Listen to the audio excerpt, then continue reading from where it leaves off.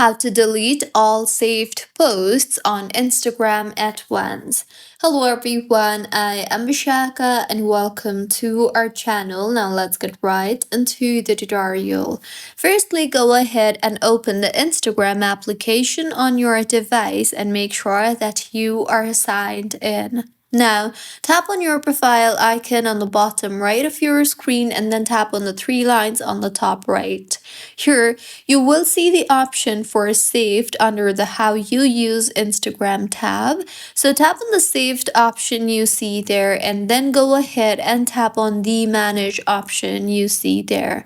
Further, go ahead and tap on the Select All option and then all the posts that you want will be selected. So tap on the Unsave option at the bottom and in the confirmation that appears, tap on Unsave again. And with this, unsaving posts will also remove them from any collections. And with this, as you can see, all the posts have been removed from your saved collection. So this was about how you can delete all saved posts on Instagram at once. If you find this tutorial helpful, please like the video and do comment if you have any queries. Also, do subscribe to our channel for more helpful tutorials like this.